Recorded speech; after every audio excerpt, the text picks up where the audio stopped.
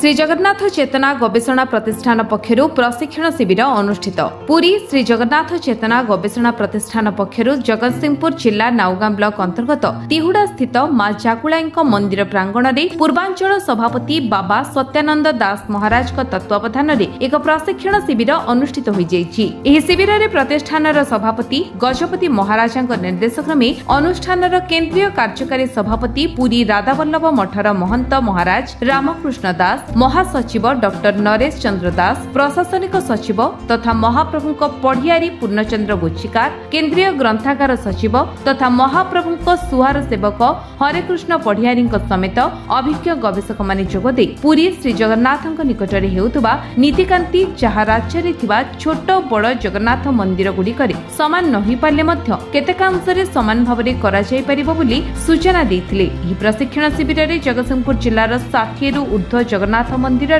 पूजक सेवायत जोग देथिले। महाप्रभु श्री जगन्नाथ श्रीमंदिर पुरी श्रीक्षेत्र श्रीमंदिर सहित ओडिशार जेते जगन्नाथ मंदिर अच्छी तथा भारत वर्ष विश्व जेते जगन्नाथ मंदिर अच्छी समस्त मंदिर रे किपरि पुरी जगन्नाथ मंदिर भली सेवा पूजा रीतिनीति पर्वपर्वाणी पालन करा गोटे माध्यम ताहा किपरि भाव में हेब से श्री जगन्नाथ चेतना गवेषणा प्रतिष्ठान आज भारत वर्ष विभिन्न कोण अनुकोण बुली मंदिर मानक पूजक और ट्रस्टी मानक गोटे प्रशिक्षण शिविर कार्यक्रम अनुष्ठित हो तेणु आज जगतसिंहपुर जिलार जिते जगन्नाथ मंदिर अच्छी समस्त जगन्नाथ मंदिर पूजक मानक माँ जागुलाई पीठ को बाबा सत्यानंद दास महाराज आवाहकत्व आह्वान कर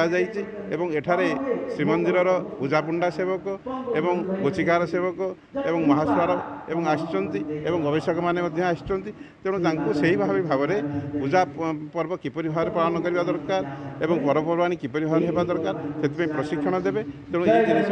आज जगुला पीठ में अनुष्ठित हो। नाउगां वैष्णव रिपोर्ट विश्व विजय न्यूज ओडिशा।